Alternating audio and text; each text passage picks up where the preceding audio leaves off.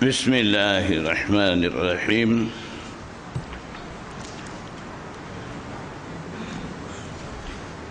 Bab yang kelima daripada Kitab Bada'il Wahyi.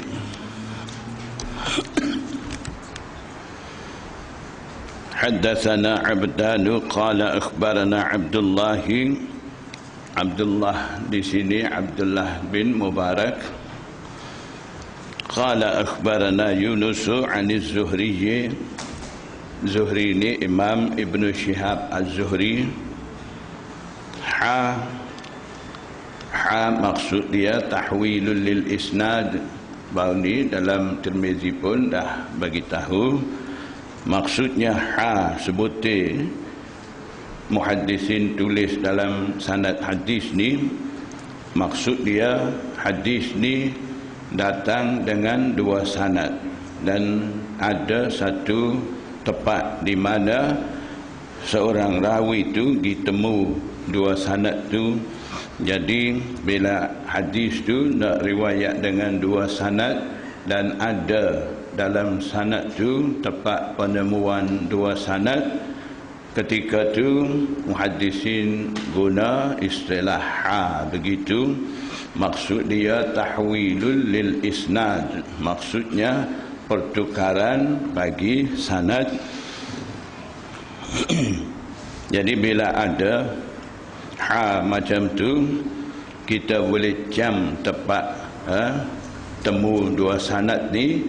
Kita tengok sebelum ha tu nama siapa. Sebelum ha di sini nama Zuhri, jadi maksudnya sanad satu lagi pun di tempat Zuhri itu akan pergi sambung.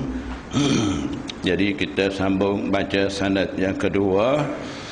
Wa haddatsana Bishr bin Muhammadin qala akhbarana Abdullah qala akhbarana Yunus wa Ma'mar nahwahu ay nahwa hadis Yunus. Jadi Zuhri yang kedua di situ tempat penemuan dua sanad. Qala akhbarana Abdullah bin Ubaidullah bin Abdullah an Ibn Abbas qala. Jadi sebelum kita masuk hadis ada sedikit perkara berkenaan dengan sanad ni.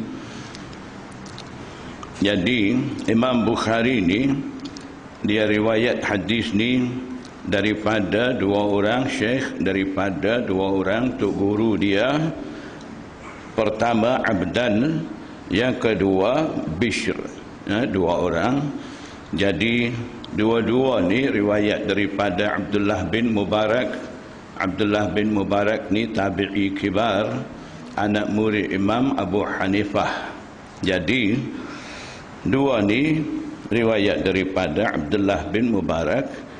Dan dalam sanad pertama ni tok guru bagi Abdullah bin Mubarak hanya ada sebut Yunus saja.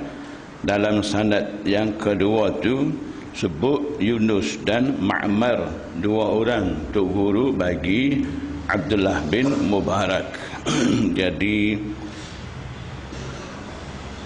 Imam Bukhari daripada Yunus wa Ma'marun nahwahu, dengan lafaz dalam sanad tu dia nak isyarat hadis yang mana dia akan masuk di bawah sanad ini.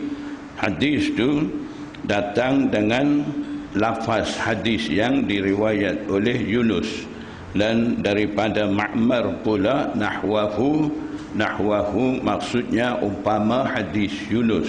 Maksud dia Ma'mar riwayat hadis ni semakna dengan hadis Yunus. Jadi ini satu istilah khusus yang digunakan oleh muhaddisin. Ada dua istilah mereka guna, satu nahwahu, yang kedua mislahu. Bila sebut kata nahwahu maksud dia ai bimaknahu, maknanya hadis yang riwayat kemudian tu dia semakna dengan hadis dulu. Mungkin lafaz hadis agak berbeza, itu maksud daripada nahwahu. Kalau kata mislahu, hadis yang akan datang kemudian tu sama lafaz hadis dengan hadis yang dah riwayat dulu. Jadi maksudnya lafaz hadis pun sama, dua hadis tu makna pun sama. Kalau kata nahwahu, serupa yang sebut sani, itu maksudnya hadis yang riwayat daripada Ma'mar ni semakna dengan hadis yang diriwayat daripada Yunus. Mungkin lafaz hadis agak berbeza, makna sama, maksud satu saja.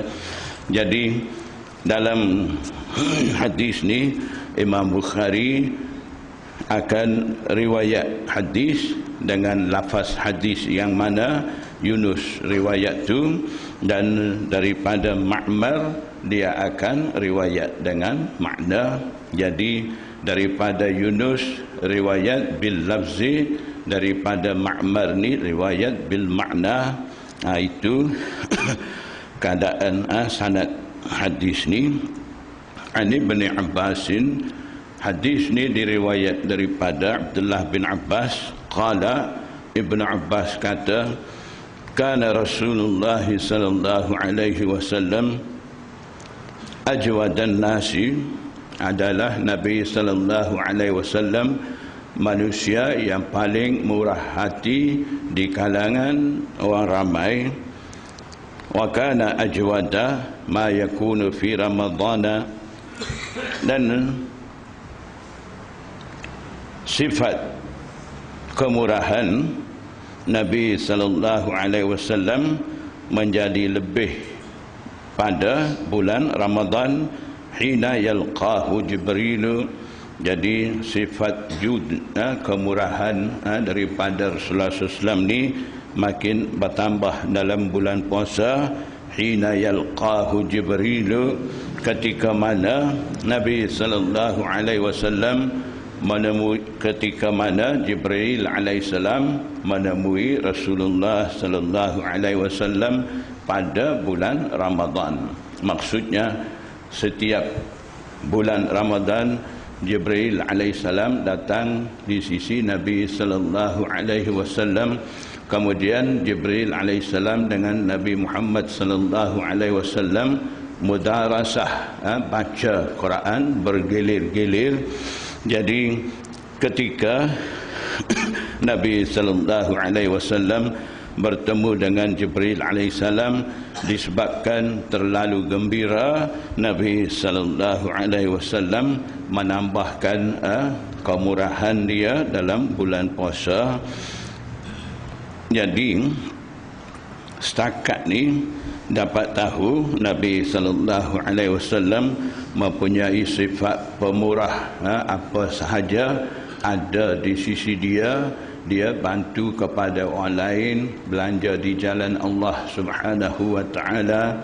Jadi daripada apa dah sebut ni, dapati Nabi sallallahu alaihi wasallam ni seolah-olah seorang kaya yang begitu murah hati, sentiasa membantu dengan orang lain. Tapi kalau kita tengok riwayat lain yang mana ada menyatakan Rasulullah SAW ni hidup sederhana, tidak kaya, dan terkadang tidak cukup makan, ada juga ikat batu di perut dan sebagainya. Jadi macam mana pula Nabi sallallahu alaihi wasallam menjadi murah hati dan begitu murah bantu kepada orang lain dan sebagainya. Mungkin di sini agak bercanggah dua riwayat, ataupun mungkin kita menjadi muskil, rumit nak faham dua keadaan berbeza daripada Rasulullah SAW tu. Jadi muhaddisin bagi tahu memang Rasulullah SAW tidak mempunyai kekayaan, tidak ingin dunia. Tapi bila sahaja Rasulullah SAW dapat harta rampasan perang dan sebagainya, Nabi SAW tidak ada sikap nak simpan harta benda. Nabi SAW agih selalu bantu kepada orang dan sebagainya. Terkadang ada orang ada keperluan, ada hajat datang di sisi Nabi SAW. Nabi SAW tidak bagi dia balik tangan kosong dengan orang mai minta bantuan ni. Nabi SAW sentiasa bantu. Kalau tidak ada apa-apa dengan dia, suruh Bilal ambil, Sayyidina Bilal pinjam daripada seorang Yahudi. Selalunya dia bagi pinjam dengan Rasulullah SAW. Terkadang Nabi SAW gadai baju besi dia dekat Yahudi dan pinjam daripada Yahudi, kemudian bantu kepada orang ada keperluan.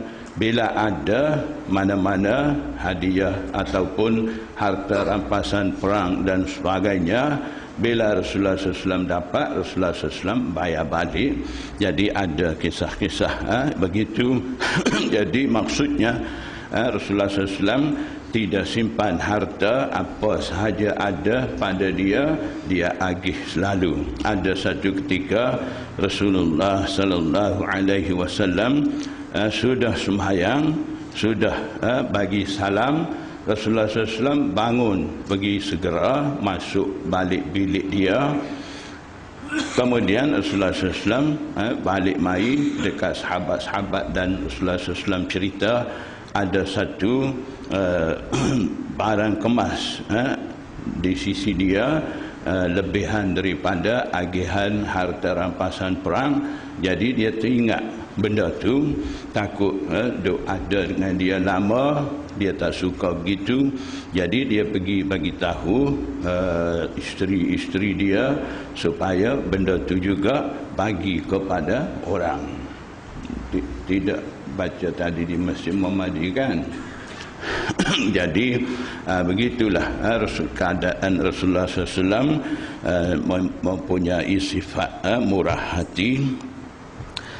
Jadi disebabkan yang mana Rasulullah SAW menjadi kelaparan sampai kena ikat batu di perut dia dan sebagainya, disebabkan Rasulullah SAW terlalu murah hati. Apa sahaja yang ada dengan dia, dia bagi kepada orang, tak simpan untuk dia. Jadi terkadang sampai sendiri nak makan tak ada, terpaksa kena lapar, terpaksa kena puasa, terpaksa kena ikat batu di perut dan sebagainya. Itu semua berlaku disebabkan terlalu murah hati. Jadi daripada situ tidak ada lagi perjanggahan di antara dua riwayat sani. Wa kana yalqahu fi kulli lailatin, dan Jibril alaihissalam menjumpai Nabi sallallahu alaihi wasallam pada setiap malam min Ramadhana, daripada bulan Ramadan, fayudarisuhul Qur'ana, dan Jibril alaihissalam dan Nabi sallallahu alaihi wasallam yudarisu, membaca gilir-gilir Al-Quran, baca Quran. Jadi Jibril alaihissalam baca, Rasulullah SAW dengar, Rasulullah SAW baca, Jibril alaihissalam dengar, gilir-gilir baca, tadarus pada bulan Ramadan. Yang itulah kita pun setiap bulan puasa, malam-malam puasa ada buat di masjid tadarus Al-Quran. Jadi yudarisu ni dari segi bahasa Arab, darasa yudarisu mudarasatan, daripada bab mufa'alah. Bab mufa'alah ni dari segi ilmu sarf ada khasiatul bab, khasiat bagi bab mufa'alah ni asyirkatu minal janibain.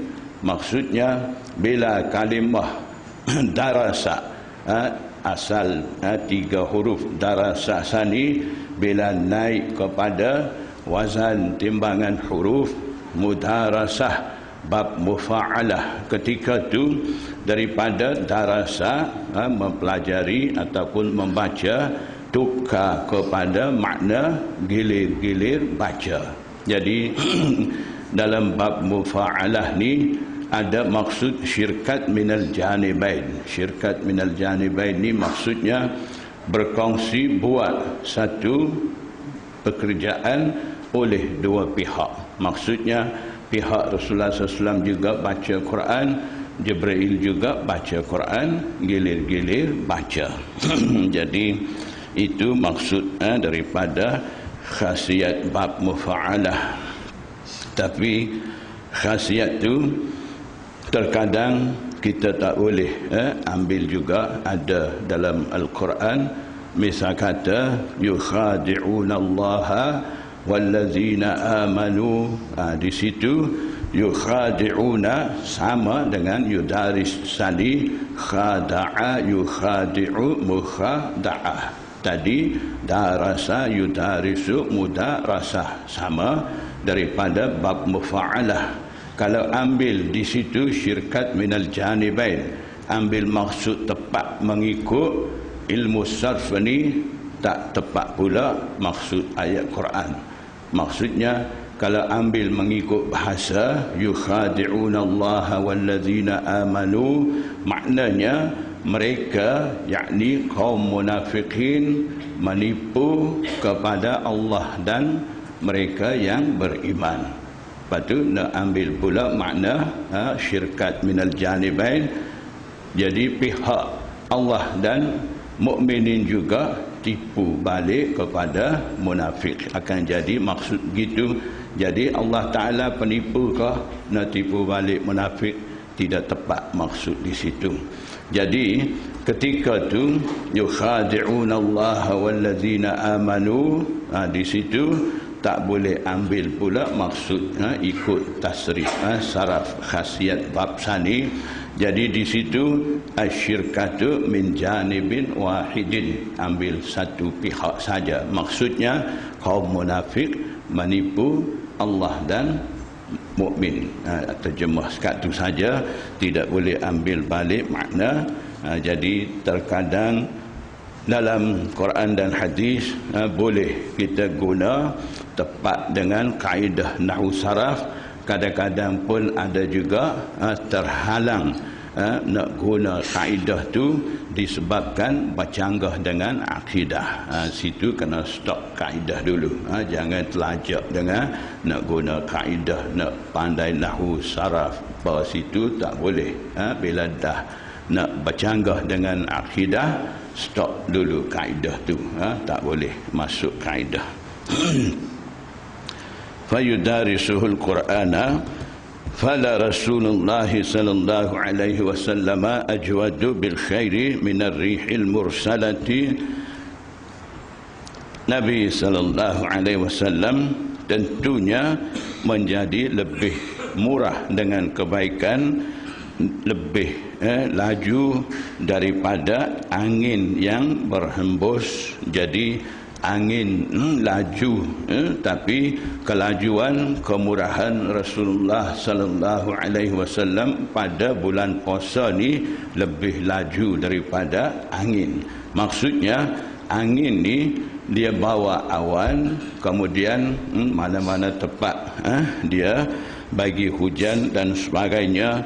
Daripada angin bergerak ni ada faedah bagi tanam-tanaman, kemudian hasil daripada itu manfaat bagi manusia. Jadi begitu juga kemurahan Rasulullah sallallahu alaihi wasallam juga menjadi penyebab untuk dapat kebaikan banyak bagi manusia. Sebab tu di sini banding dengan angin yang laju. Jadi maksudnya daripada hadis ni, apabila tiba bulan puasa, Nabi sallallahu alaihi wasallam mengulangi wahyu yang mana dah diturun kepada dia.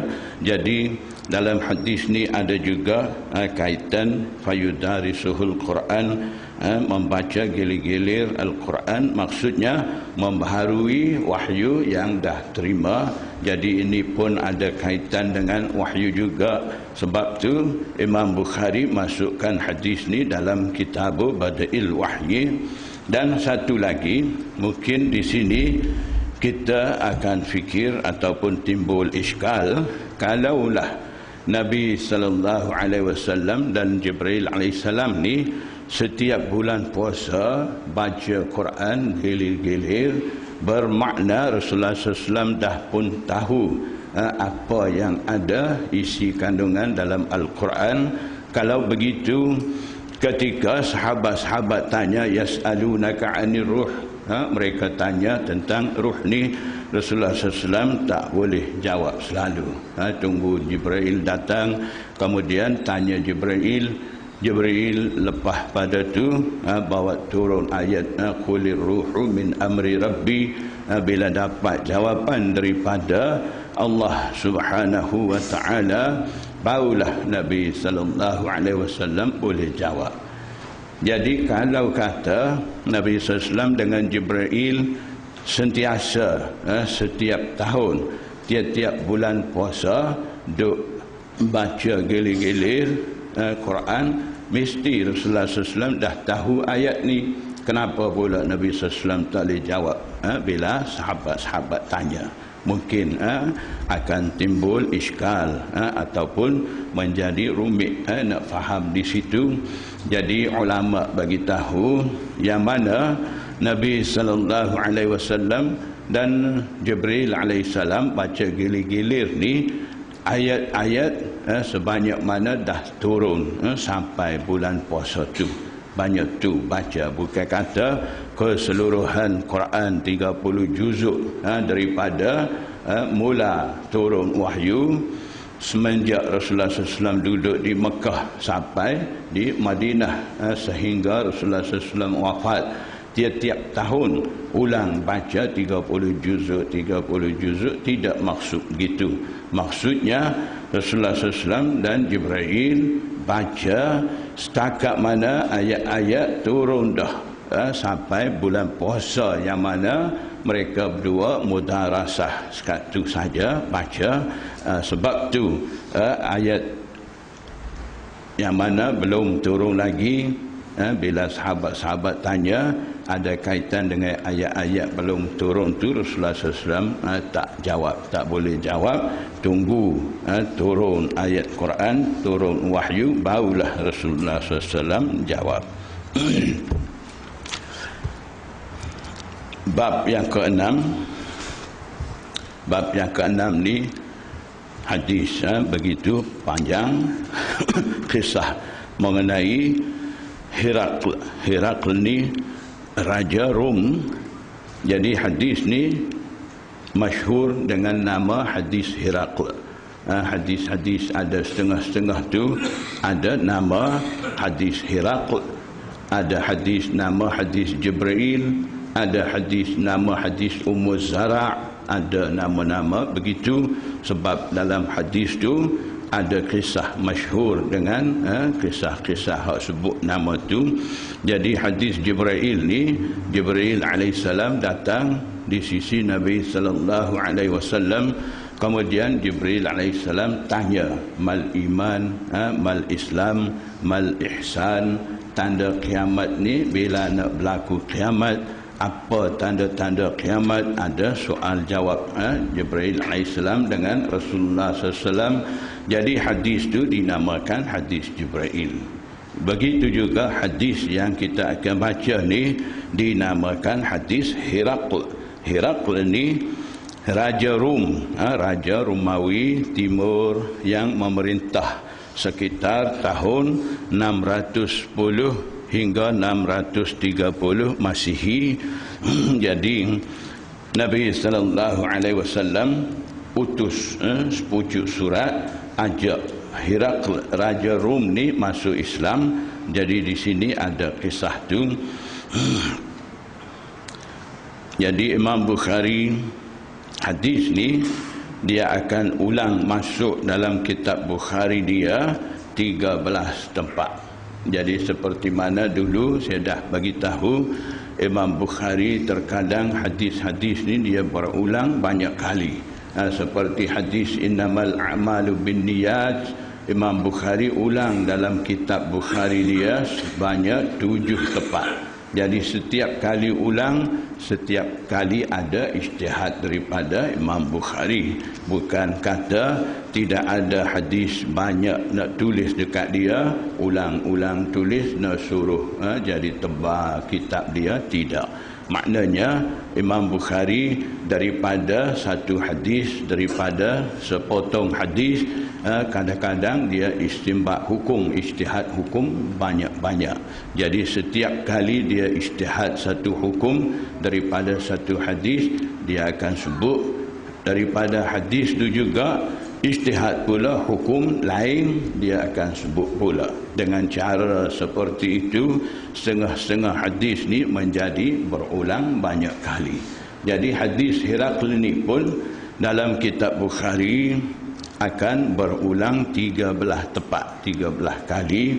Jadi 3 tepat ni secara terperinci, 10 tepat ni secara ringkas. Imam Bukhari akan sebut. Jadi ini tempat pertama di mana Imam Bukhari menceritakan secara terperinci. Jadi kita baca hadis ni.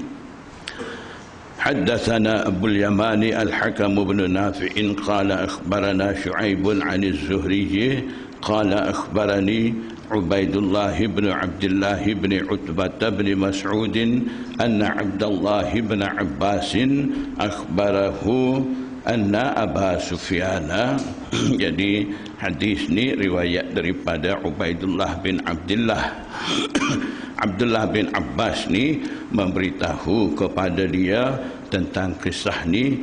Mula ceritanya, anna Aba Sufyan bin Harb akhbarahu, Abu Sufyan bin Harb memberitahu kepada Abdullah bin Abbas tentang kisah Hirakl, di mana Abu Sufyan sendiri ada bersama dalam kisah tu. Dia cerita balik, katanya Abu Sufyan anna Hirakla arsala ilaihi fi rakbin min Quraisyin, sesungguhnya Hirakl mengutus, menghantar kepadanya kepada Hirakl fi rakbin pasukan penunggang daripada Quraisy, kanu tujaran bisyami, mereka pasukan penunggang Quraisy sani mereka merupakan tujar, ahli perniagaan di Syam, di Syria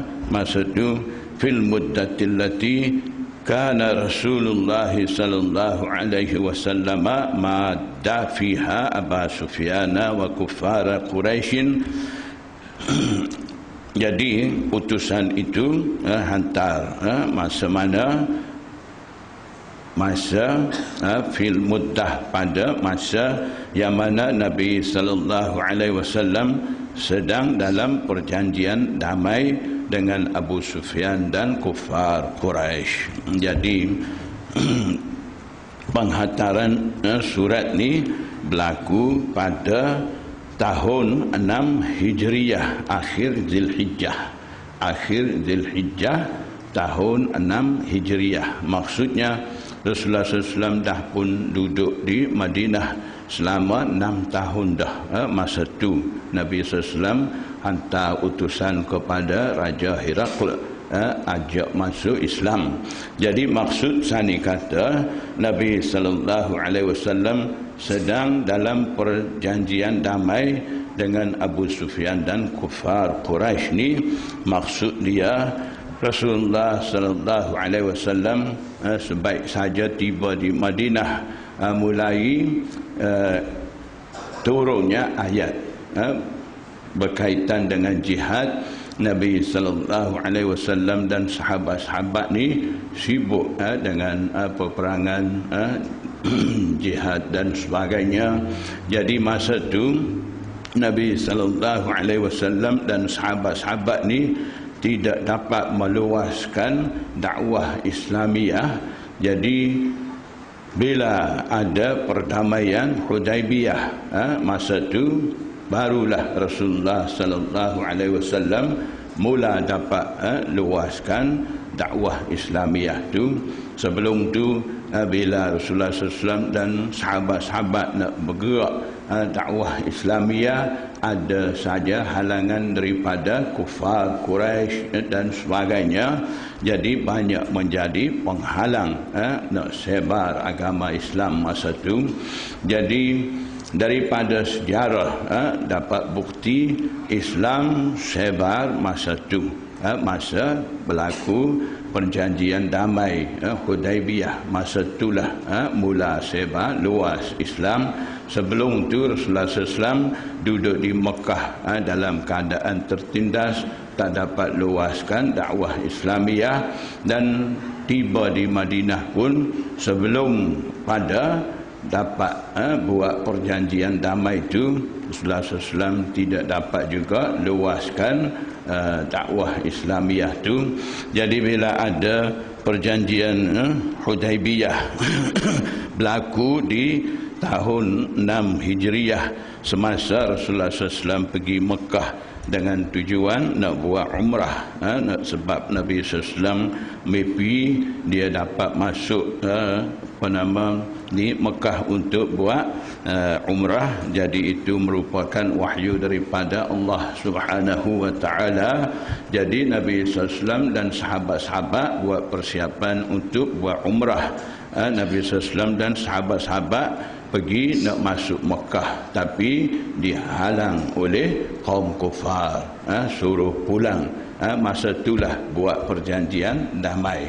Tapi perjanjian damai masa itu, kalau mengikut zahir kaum muslimin, Nabi SAW dan sahabat-sahabat ni ditindas mengikut perjanjian tu. Misal kata, satu contoh dalam perjanjian tu, bila orang kafir lari pergi daripada Mekah ke Madinah, kena pulang balik, kena hantar balik.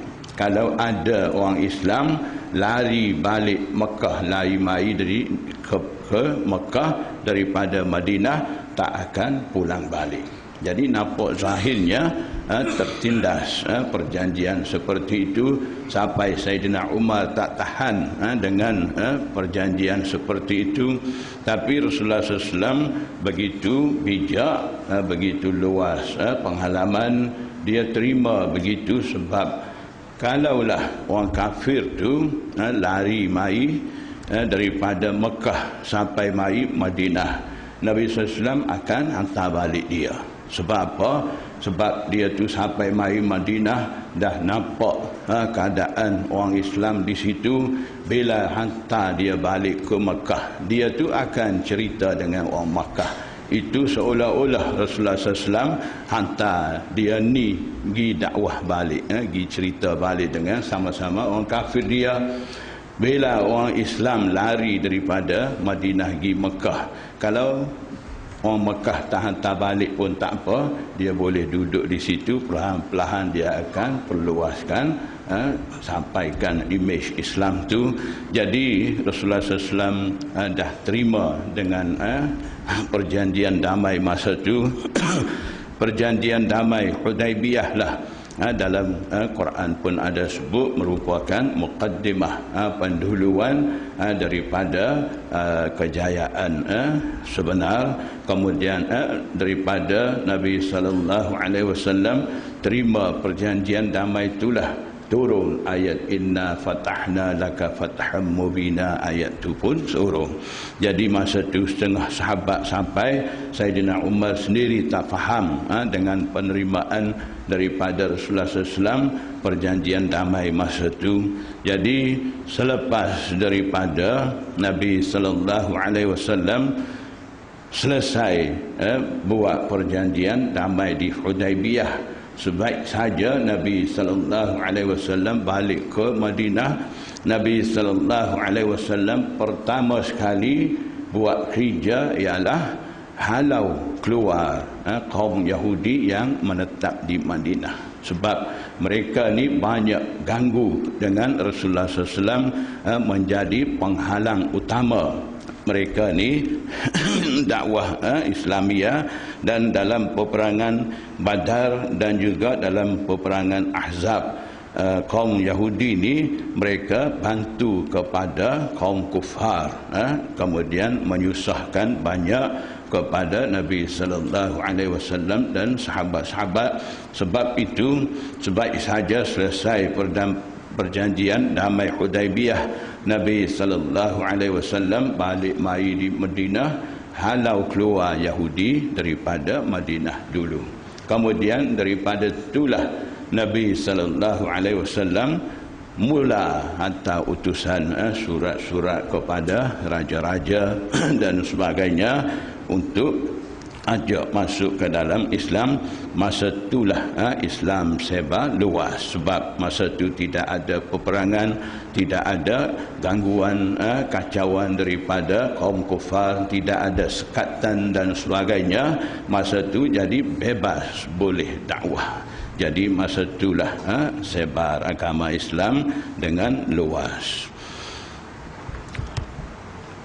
Fa'atauhu wahum bi-Iliya.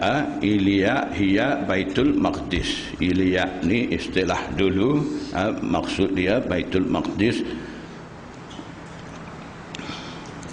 Mereka pasukan penunggang kuda, ahli perniagaan tadi, mereka tiba di sisi Herak, sedang mereka ada di Baitul Maqdis masa itu. Fada'ahum,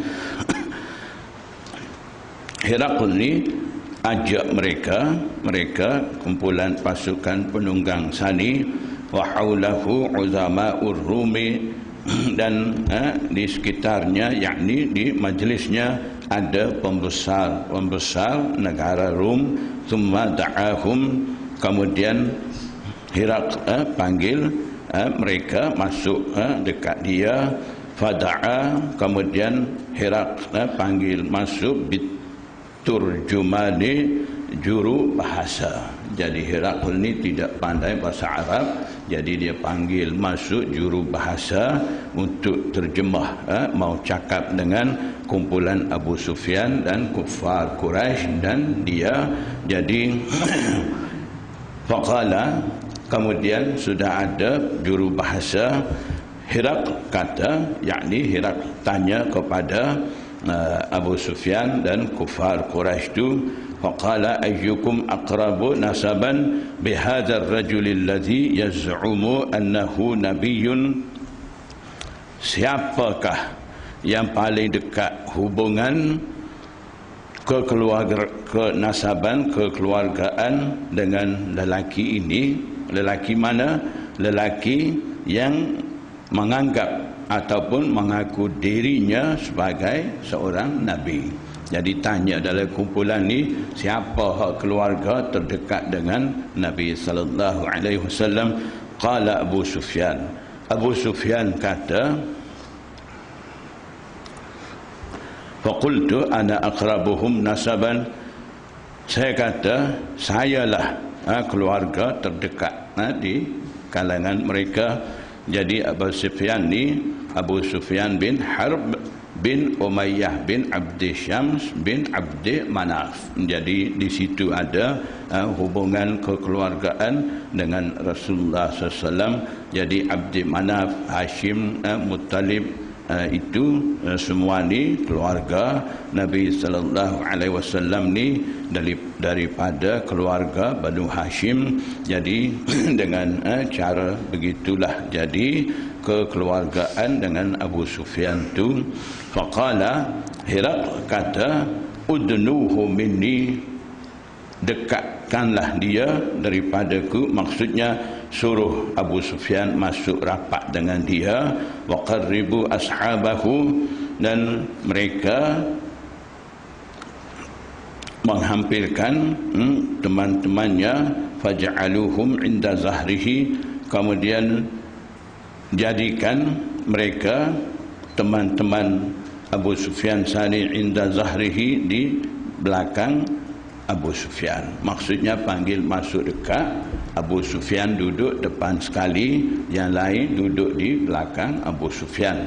Maksudnya takut-takut bila raja tu tanya, ada perkara sepatutnya tidak bagi tahu, tak patut bagi tahu kepada raja ke.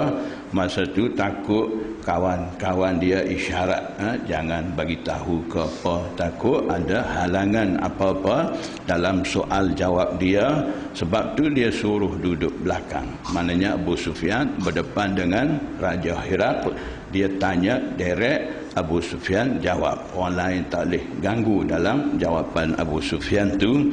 Jadi dia suruh duduk cara seperti itu. Summa qala li tarjumanihi, kemudian Herakl kata kepada juru bahasa dia, qul lahum, katalah engkau kepada mereka, inni sa'ilun hadzal rajul, aku yang tanya tentang lelaki ini. Maksudnya dia nak tanya tentang Rasulullah SAW.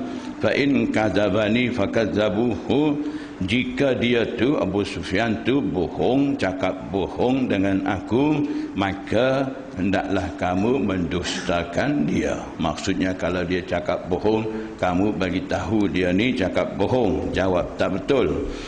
Fa wallahi laulal haya'u min ay ya'siru alayya kadhiban lakadzabtu anhu. Katanya Abu Sufyan, qala fa wallahi, ini qaul, kata-kata Abu Sufyan, dia kata demi Allah, seandainya tidak ada sebab nak malu, ataupun tidak takut aku mendapat malu, nescaya mahulah aku utamakan ke atasku pembohongan. Maksudnya mesti aku mau cakap bohong, lakadzabtu anhu, tentunya aku bohong tentang dia. Jadi maksudnya Abu Sufyan dia tak berani nak cakap bohong tentang Rasulullah SAW. Kalau dia cakap bohong akan bongkar pembohongan dia terhadap Rasulullah SAW. Jadi dia akan dapat malu. Jadi sebab tu dia kata dia tak berani nak jawab yang tak betul. Jadi Abu Sufyan jawab semua betul-betul. Summa kana awwala ma sa'alani anhu, kemudian pertama sekali apa Herakl tanya kepadaku, kata Abu Sufyan, tentangnya, anhu anin Nabi sallallahu alaihi wasallam, tentang Nabi sallallahu alaihi wasallam ni. Dia tanya, an qala kaifa nasabuhu fikum, bagaimana nasab keturunan dia di kalangan kamu. Qultu, saya, yakni Abu Sufyan jawab, kata huwa fina zu nasabin, dia tu merupakan zu nasab, bangsawan di kalangan kami. Qala fahal qala hadzal qawla minkum ahadun qattu qablahu. Herakl tanya lagi, adakah seseorang dari kalangan kamu pernah kata dengan kata-kata ini dulu daripadanya? Maksudnya adakah seseorang dulu daripada Nabi Muhammad ajak kepada tauhid Allah Subhanahu wa taala dan sebagainya, adakah seseorang pernah sebut perkara itu? Qultu la, saya, Abu Sufyan jawab, kata tidak ada seseorang pun menyebut perkara seperti dia sebut ni. Fahal kana min abaihi min malakin, kemudian Herakl tanya pula, adakah daripada nenek moyangnya, daripada keturunan raja? Qultu la, Abu Sufyan jawab, kata tidak ada keturunan raja dalam keturunan dia tu. Qala fa asyrafun nasi yattabi'unahu am du'afa'uhum. Herakl tanya pula, adakah orang mulia di kalangan orang ramai itu mengikuti dia, ataupun orang yang dhaif ikut dia? Jadi qultu bal du'afa'uhum, Herakl Abu Sufyan jawab, kata mereka yang lemah, mereka kaum miskin, menuruti dia, mengikuti dia. Jadi Herakles tanya begitu bila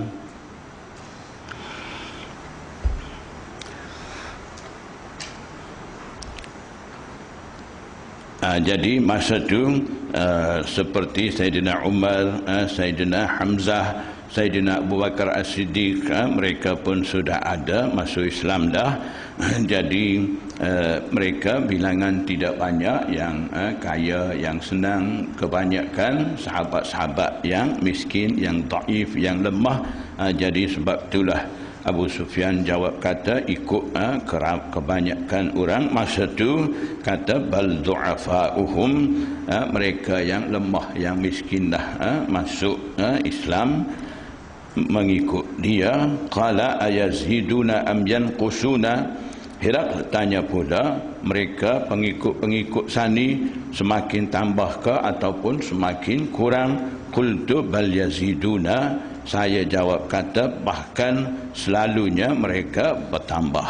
Jadi kalau kurang, maksudnya setelah masuk Islam, setelah ikut Nabi Muhammad menjadi murtad, itu dalil kekurangan agama. Kalau tidak murtad makin bertambah ni, itu adalah dalil kegagahan agama yang Nabi sallallahu alaihi wasallam bawa tu. Jadi dia nak tahu, di situ dia tanya, qala fahal yartaddu ahadum minhum sakhtatan lidinihi. Itu yang dia tanya pula, adakah salah seorang daripada mereka kembali menjadi kafir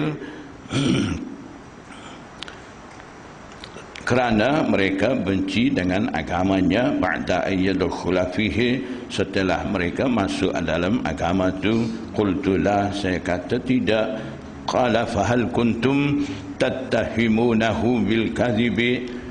Herakles tanya pula, adakah kamu pernah menuduh dia dengan pembohongan dan sebagainya, qabla ayyaqula ma qala, sebelum dia tu kata dengan apa yang dia kata tu. Jadi maksudnya sebelum dia dakwa diri sebagai seorang nabi, sebelum dia isytihar dengan tauhid Allah Subhanahu wa taala, adakah pernah dia tu cakap bohong dan sebagainya?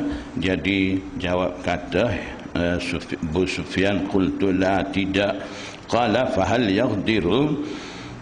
Herakles tanya pula, pernahkah dia tu melanggar janji? Qultu la, saya jawab kata tidak.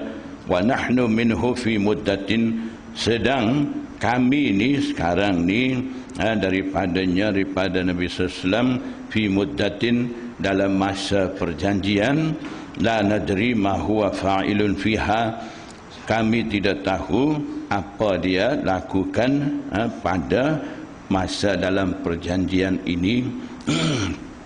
Qala walam tumkinni kalimatun udkhilu fiha syai'an ghaira hadhil kalimatin. Abu Sufyan kata tidak mungkin satu kalimah pun padanya aku nak masukkan sesuatu selain daripada kalimah ini. Maksudnya hanya itulah yang aku boleh jawab, tidak dapat mengurangkan apa-apa dalam jawapan. Qala fahal qataltumuhu. Herakles tanya pula, adakah kamu memerangi dengan dia? Qultu na'am, jawab kata Abu Sufyan, ya, ada juga. Qala kaifa kana qitalukum iyyahu, bagaimana pergaduhan kamu ataupun peperangan kamu terhadap dia? Qultu, saya, yakni Abu Sufyan jawab kata, bainana wa bainahu sijalun, di antara kami dan di antara dia ni seri. Seri, sijal ni Sri maksudnya sijal ni asal makna dia sijalun jamak bagi sajlun, mengikut bahasa Arab ni sijalun jamak bagi sajlun. Ad-dalwul kabir maksudnya bildi, timba yang besar. Zaman dulu di telaga orang bubuh dua bildi, ada yang bulat atas tiang tu panggil apa Ustaz? Wapeh. Jadi ada tali turun naik kan, ada bulat besi atas tu. Jadi ada dua timba. Bila satu timba tu turun, yang timba ada air ni akan naik, timba kosong ni turun. Lepas tu ini sudah naik, yang bawah tu dah isi, tarik pula ni naik. Lepas tu yang kosong turun pula. Jadi gili-gili. Sekali ni naik, sekali ni turun. Jadi maksud sijal di sini begitu. Maknanya peperangan di antara Rasulullah SAW dan kaum kufar ni ada kalanya menang, ada kalanya kalah, ada juga terkadang seri. Maksudnya yanalu minna, dia dapat menang daripada kami, wa nanalu minhu, dan terkadang kami dapat menang daripadanya. Maksudnya seri. Jadi dalam peperangan Badar Nabi SAW dan sahabat-sahabat menang. Dalam peperangan Uhud Nabi SAW dan sahabat-sahabat kalah. Dalam peperangan Ahzab dikira seri, tidak ada menang, tidak ada kalah. Qala madza ya'murukum, Hirakl kata, tanya pula, apa dia tu perintah kepada kamu?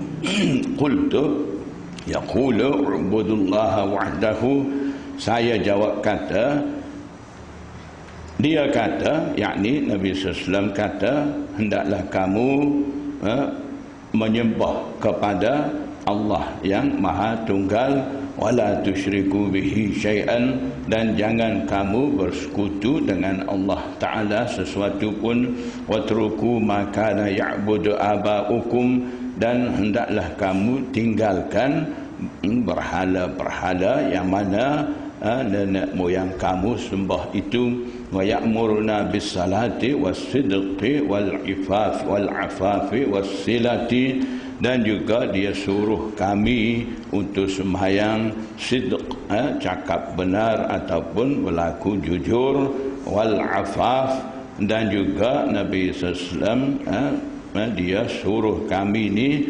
bersupan ataupun berhenti daripada buat perkara-perkara yang dilarang, tidak elok, wassilati, dan juga dia suruh kami eratkan tali persaudaraan, yang itulah dia suruh.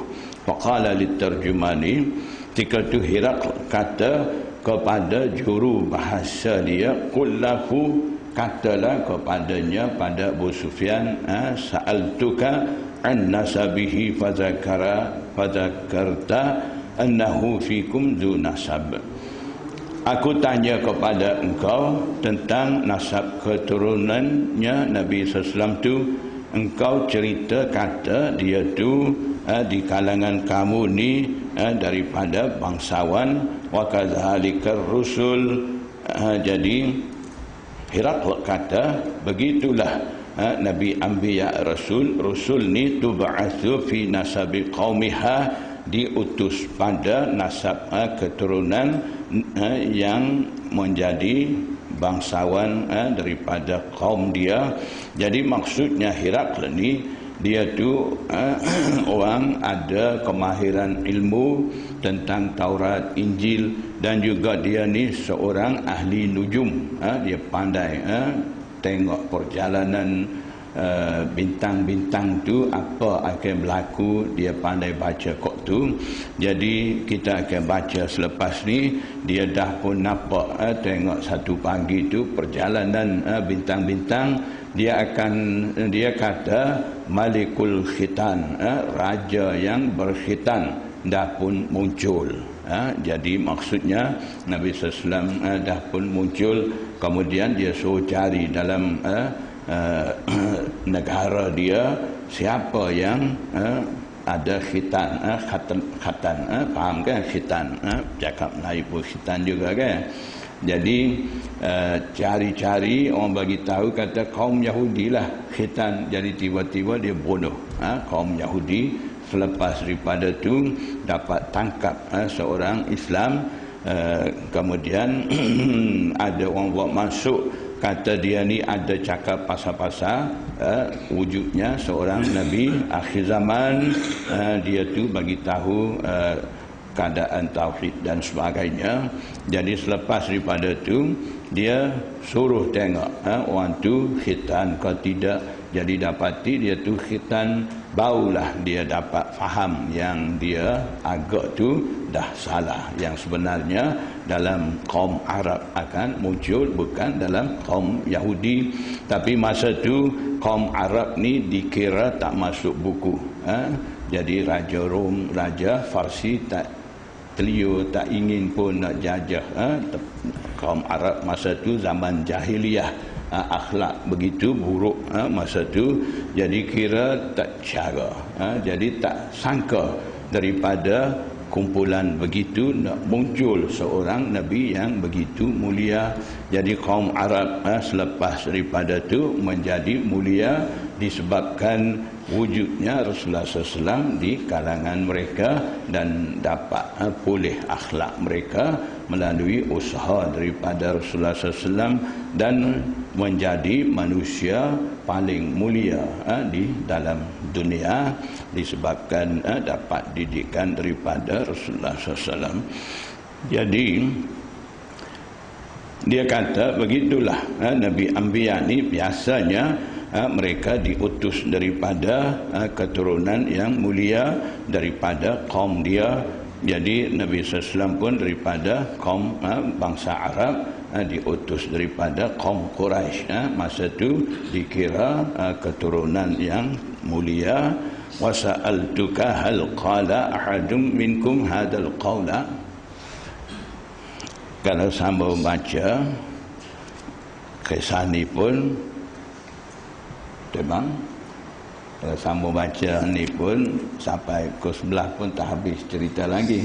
Kalau berhenti ni baca Tirmizi pun boleh juga baca sikit, sambung cerita minggu depan pula. Mana nak teruskan yang ni ke nak baca Tirmizi sikit? Ya, cerita ni sambung minggu depan, baca Tirmizi sikit ya, insya-Allah. Jadi kita berhenti sekali dulu. Cerita ni masih ada banyak lagi, panjang. Ini yang panjang dalam bab ni. Yang lain lepas ni insya-Allah tidak panjang-panjang.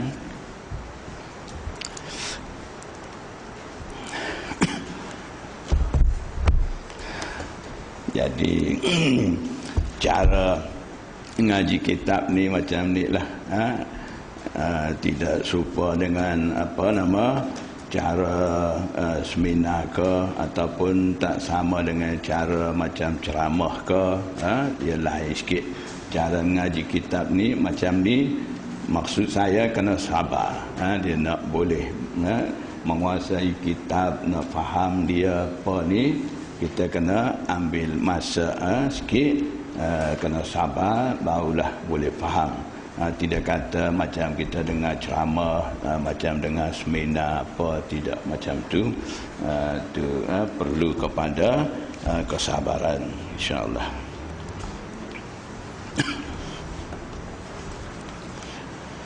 Bismillahirrahmanirrahim.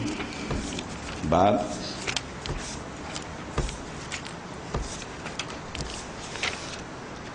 Babu majaa anna miftah as-salati tuhuru, situ dah. Bab ini datang menceritakan kunci sembahyang adalah kebersihan. Tanpa ada taharah tidak akan diterima sembahyang.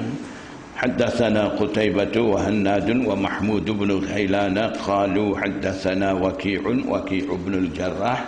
Waqi' bin al-Jarrah ni dalam sanad dulu ada jumpa ke? Belum lagi kan? Waki' ni Waki' ibn Jarrah, dah ada dulu pun.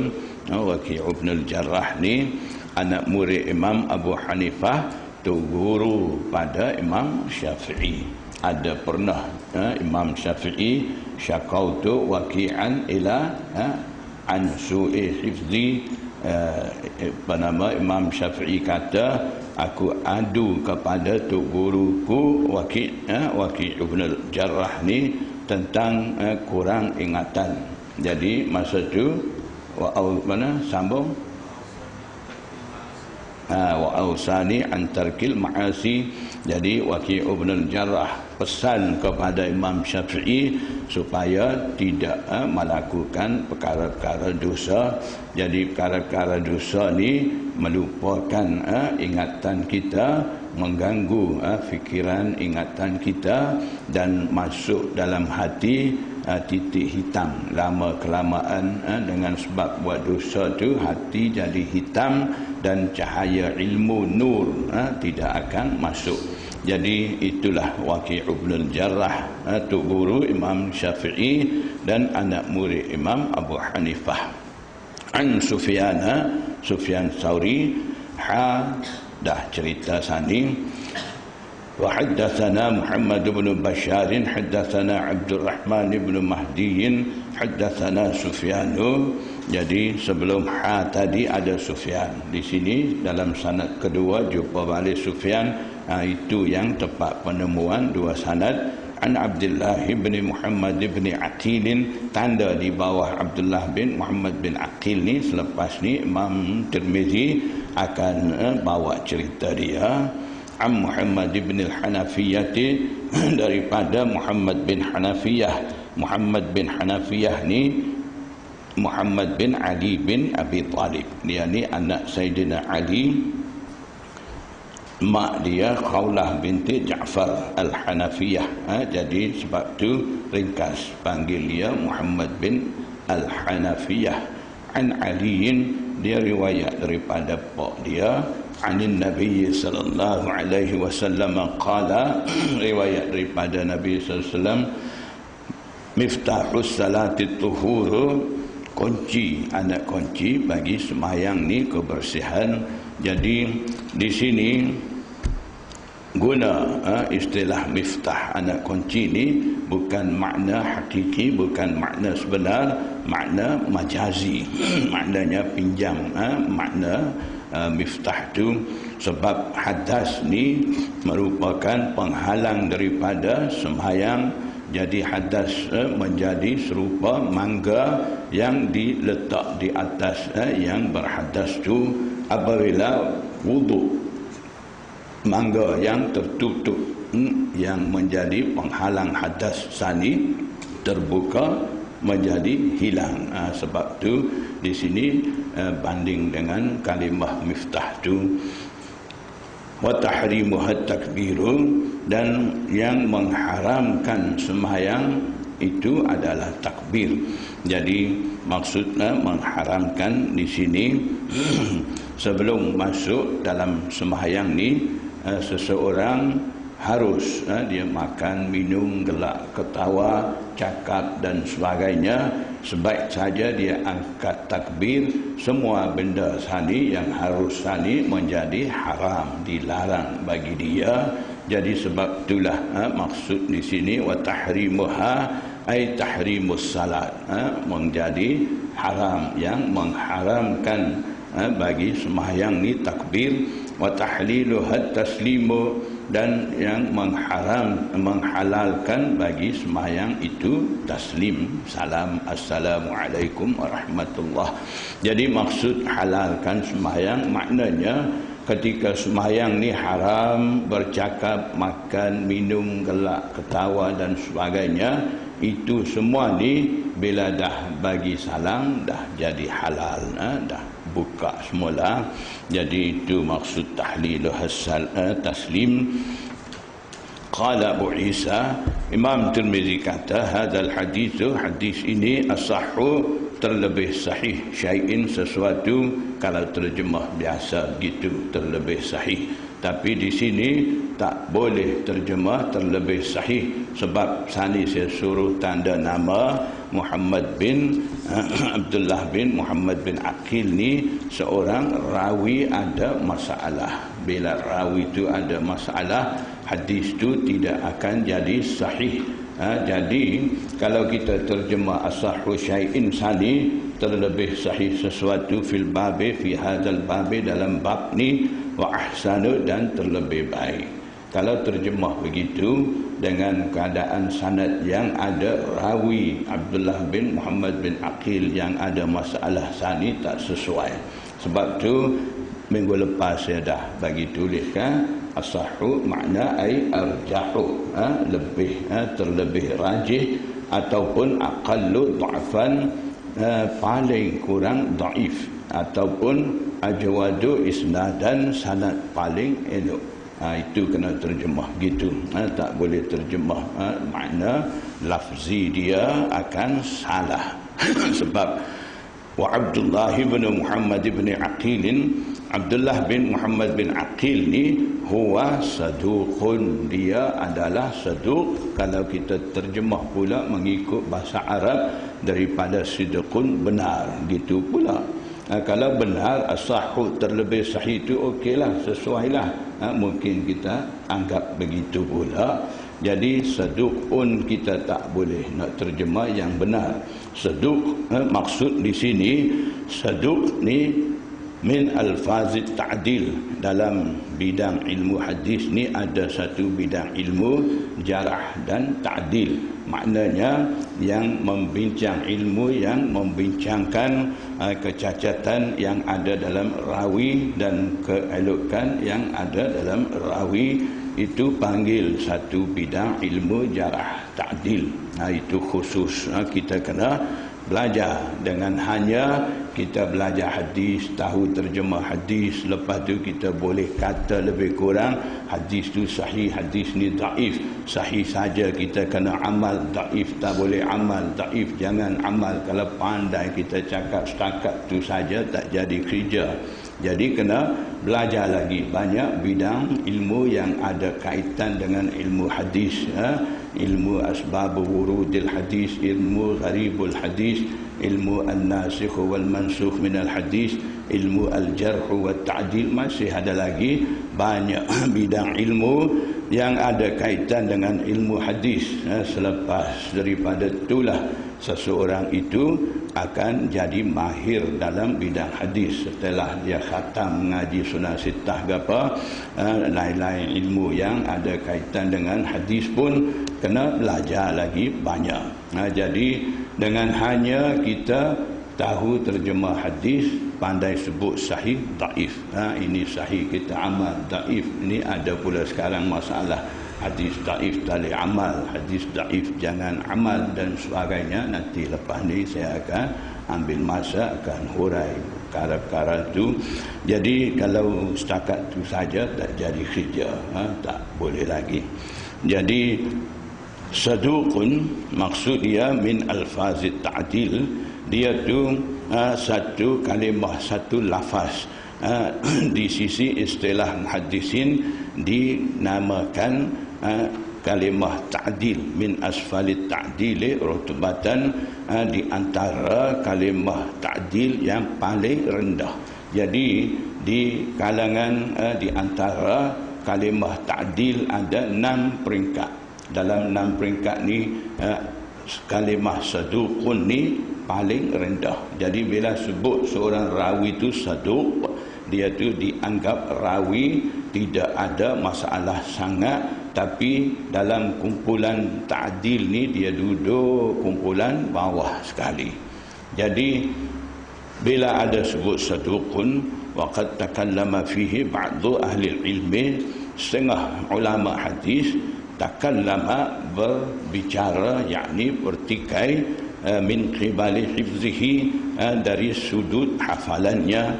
Jadi maksudnya bila sebut saduq, seorang rawi itu, dia tu bukan seorang rawi muttaham bil kadzib, bukan seorang rawi yang dituduh berbohong, cuma ingatan dia ada kurang sedikit. bila rawi itu dalam keadaan begitu, riwayat daripada dia diterima dan juga dianggap riwayat dia tidak sahih, tapi terkadang ingatan dia kurang saja, tidak kurang sangat. Itu beza dua, kurang sedikit dengan kurang sangat. Kalau ingatan dia kurang, jadi terlupa dan sebagainya, itu hanya sedikit saja, tidak kuat. Kalau begitu, hadis tu boleh jadi hadis hasan, tak jadi dhaif lagi. Kalau ingatan dia kuat, kurang kuat, maknanya terlupa kuat. Kalau macam tu, hadis riwayat daripada dia akan dianggap dhaif jiddan, sangat-sangat lemah. Itu kiraan daripada muhaddisin, kedudukan hadis melalui yang riwayat hadis tu. Jadi qala Abu Isa, Imam Tirmizi kata, jadi Imam Tirmizi daripada sini dia akan kemuka pendapat 3 orang guru dia berkenaan dengan Abdullah bin Muhammad bin Aqil ni. Pandangan mereka macam mana? Rawi itu ada masalah, mereka boleh terima ke tak riwayat daripada rawi itu. Kalau serah kita akan kata apa? Rawi ada masalah, rawi dhaif, riwayat daripada dia dhaif, tak usah pakai, out. Sebab sekarang ni masyhur sahih saja mau pakai, mau amal dhaif tak mau. Itu satu heboh yang salah. Nanti selepas ni saya akan cerita. Kalaulah hadis dhaif tu tidak boleh beramal, kitab Tirmizi yang kita duk baca sekarang ni tak payah baca dah. Banyak hadis dhaif dalam kitab Tirmizi ni. Hadis sahih ada, hadis hasan ada, hadis dhaif pun ada. Tapi Imam Tirmizi kata kitab Sunan Tirmizi dia, sebanyak mana ada hadis ribu-ribu dalam kitab dia, semuanya diamal oleh mana-mana fuqaha dan mana-mana ulama. Maknanya tidak ada fuqaha, tidak ada ulama, tinggal hadis daripada hadis Sunan Tirmizi disebabkan hadis itu dhaif dan sebagainya, tidak ada. Hanya 2 hadis saja yang tidak diamal. Nanti saya akan cerita lepas ni, takut panjang cerita. Qala Abu Isa, Imam Tirmizi kata, wa sami'tu Muhammad bin Ismail, saya dengar Muhammad bin Ismail Al-Bukhari yaqulu, kata, ini adat Imam Tirmizi, sebaik saja ada masalah dalam hadis, dari segi matan hadis, dari segi rawi hadis, kalau ada masalah dia akan rujuk kepada tu guru dia Imam Bukhari. Rawi ni ada masalah, macam mana nak selesai di sini, boleh ke tidak nak amal dengan riwayat ni. Jadi Imam Bukhari walaupun dia susun kitab Sahih Bukhari hadis sahih saja, dia tidak bersikap kata hadis dhaif ni tak boleh amal. Imam Bukhari pun tidak kata begitu. Kalau Imam Bukhari itu bersikap macam tu, bila Imam Tirmizi tanya tentang kecacatan matan hadis ataupun tentang adanya kecacatan dalam sanad, Imam Bukhari akan jawab kata, kenapa muduk susah payah dengan hadis-hadis ada masalah, rawi-rawi ada masalah, tak payah duk sibuk buat kerja tu. Tidakkah kitab Sahih Bukhari aku sudah ada, tak cukupkah? Bapa mu nak tulis pula kitab hadis ada, sahih lah, hasan lah, dhaif lah, bapa nak tulis pula kitab Sahih Bukhari aku sudah ada, cukup dah? Imam Bukhari tidak jawab begitu. Imam Bukhari tolong jawab apa ada masalah matan hadis, apa ada masalah rawi hadis, dia tolong jawab. Jawapan daripada Imam Bukhari, Imam Tirmizi masuk selalu selepas pada dia sebut, dia soal kepada Imam Bukhari itu. Di sini hanya dia kata wasami'tu Muhammad bin Ismail. Dalam tempat-tempat lain kita akan baca qala Abu Isa sa'altu Muhammadan. Imam Tirmizi kata saya tanya kepada Muhammad bin Ismail Al-Bukhari. Dia tanya, selalu dia tanya. 2 orang, Imam Bukhari dengan Imam Abu Zur'ah, 2 tu merupakan tok guru Imam Tirmizi. Apa sahaja ada masalah dalam matan hadis, dalam sanad hadis, Imam Tirmizi rujuk kepada dua orang tok guru dia. Apa mereka berdua jawab, Imam Bukhari masuk dalam kitab dia. Itu kita akan jumpa selepas ni.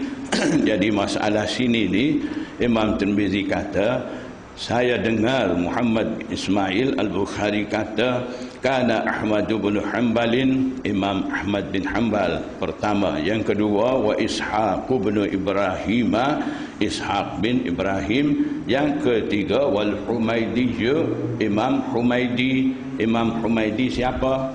Kita baca Bukhari mula-mula buka minggu 2-3 minggu lepas, kitab Badil Wahyi, hadis pertama kita baca tu Haddatsana al-Humaidi, mula dengan nama ni. Imam Bukhari mula dengan Humaidi, tok guru dia. Jadi Ahmad bin Hanbal tok guru Imam Bukhari, Ishaq bin Ibrahim tok guru Imam Bukhari, Humaidi juga tok guru Imam Bukhari. 3 orang tok guru Imam Bukhari sani yahtajuna, mereka bertiga tu berhujjah bihadis Abdullah bin Muhammad bin Aqil, dengan hadis riwayat daripada Abdullah bin Muhammad bin Aqil tu. Jadi kalau kita kata rawi tu ada masalah, hadis tu tak payah kita ambil berhujjah, beramal dan sebagainya, kita akan jawab kau tu. Tapi sikap imam-imam tidak macam tu. Tu guru Imam Bukhari 3 orang sani dengan rawi Abdullah bin Muhammad bin Aqil yang ada masalah kurang ingatan, dan juga seorang rawi yang dipertikai di kalangan muhaddisin. Itu pun tu guru Imam Bukhari 3 orang berhujjah dengan hadis yang diriwayat oleh Abdullah bin Muhammad bin Aqil.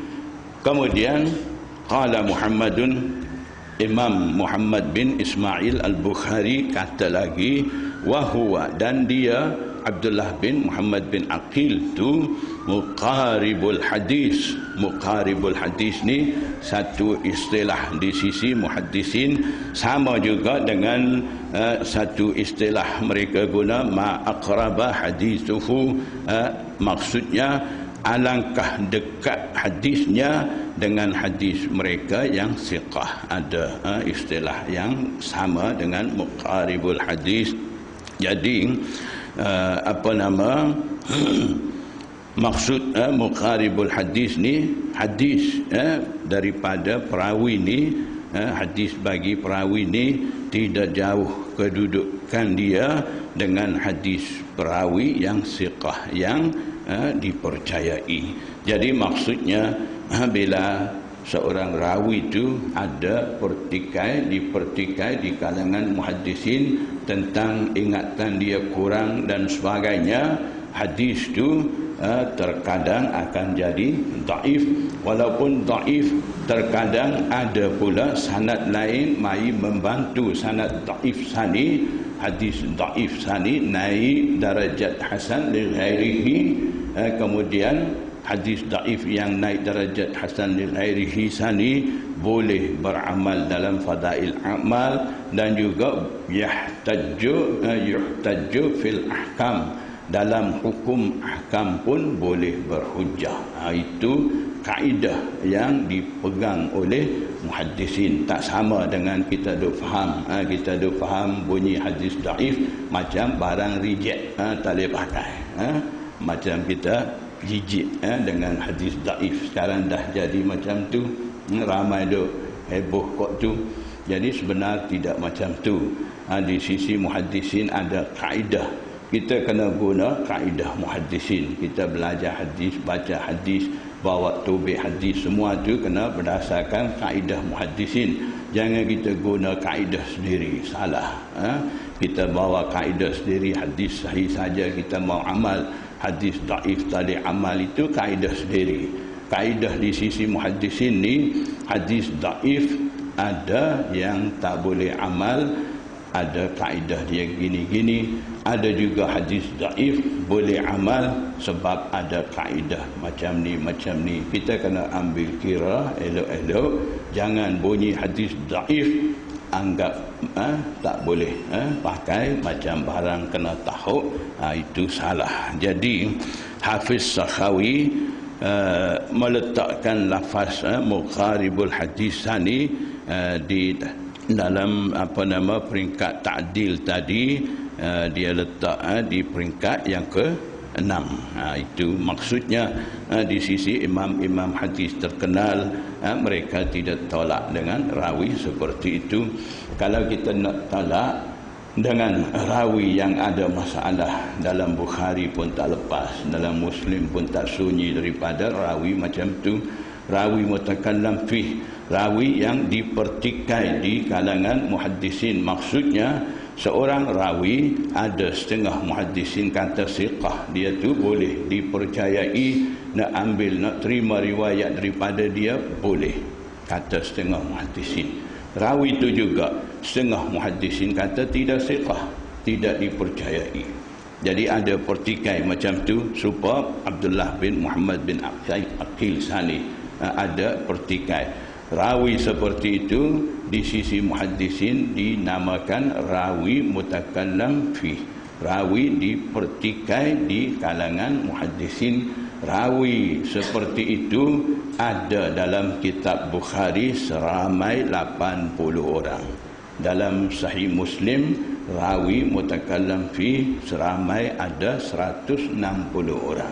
Sebab itulah Imam Daruqutni pertikai dengan rawi-rawi ada dalam sanad-sanad tu, kata ada setengah hadis dalam Bukhari tidak sahih, daif lah, timbul masalah di situ.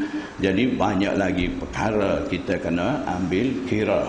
Jadi kalau kita jumpa seorang rawi itu ada sedikit masalah, kita kira riwayat daripada rawi itu daif, tak boleh pakai dan sebagainya, kita nak tinggal, itu tak boleh. Kalau nak kita cari masalah sangat dengan rawi dalam Bukhari pun tak lepas, rawi dalam Muslim pun tak lepas. Lama-lama cari masalah dengan rawi tu, rawi ni caci dengan riwayat tu, riwayat ni, lama kelamaan sikap kita ni akan sampai pergi komen kepada Bukhari Muslim. Sudah ada macam tu, ada di kalangan orang-orang baru yang muncul kemudian seolah-olah dia ni muhaddis, tapi dia komen dengan hadis Bukhari, hadis yang ada dalam Muslim, dia komen sampai kata hadis maudhu pun ada dalam Bukhari, Muslim dan sebagainya. Selama ni daripada semenjak 200 Hijriah sampai kita sekarang 1400 tahun ni, 1000 tahun lebih, tidak ada apa-apa pertikaian komen daripada umat Islam terima Bukhari Muslim sebagai sahih. Mai akhir zaman hampir nak kiamat ni bunyi dalam Bukhari pun ada hadis maudhu lah, apalah. Nampaknya lebih pandai pokok ni daripada Hafiz Ibn Hajar, lebih pandai daripada Imam Nawawi, lebih pandai daripada Imam Jalaluddin Sayuti, dah jadi macam tu. Jadi perkara-perkara semua ni kita kena hati-hati, kena ambil kira. Jangan kita dengar slogan mereka tu sedap, ikut Quran Sunnah, ikut Quran Sunnah, amal hadis sahih saja, jangan amal hadis daif, jangan keliru situ. Ada banyak lagi kita kena ambil kira, banyak lagi kita kena belajar. Hanya sedikit saja kita belajar, tak pernah kita belajar sebuah kitab hadis khatam dengan guru talaqi musyafahah, tidak. Sunan Sittah tak pernah kita belajar, hanya kita ambil situ sikit, sini sikit, baca sana sikit, sini sikit, tahu sahih daif, sahih kita kena amal, daif tak boleh amal, itu maudhu, ini maudhu. Lama timbul masalah di kalangan umat Islam. Yang tidak maudhu kata maudhu, daif boleh amal kata tak boleh amal, mulut kata amal Quran Sunnah, sedangkan mereka lah yang sedang melarang beramal dengan hadis. Hadis daif larang, tak bagi amal. Tidak maudhu pun kata maudhu, tak bagi amal. Jadi cara mereka nampaknya duk tolak hadis juga, cuma boleh kira sikitnya tidak ingkar hadis. Itu ya. Jadi semua tu kita kena ambil kira, kena faham. Nanti insyaAllah dari semasa ke semasa saya akan cerita ni semua. Jadi kita tumpu, kita berdasarkan kitab dan kita berdasarkan kepada kaedah-kaedah muhaddisin daripada jumhur muhaddisin. Jangan ikut kata seorang dua, ikut angin semasa, itu tak boleh. Kita tumpu ke kitab. InsyaAllah mudah-mudahan Allah Subhanahu Wa Taala bagi taufik kepada kita supaya kita boleh sabar dengan pengajian, mengikut kitab dengan secara talaqi musyafahah ini. Wallahu a'lam. Wabillahi taufiq wal hidayah. Wassalamualaikum warahmatullahi wabarakatuh.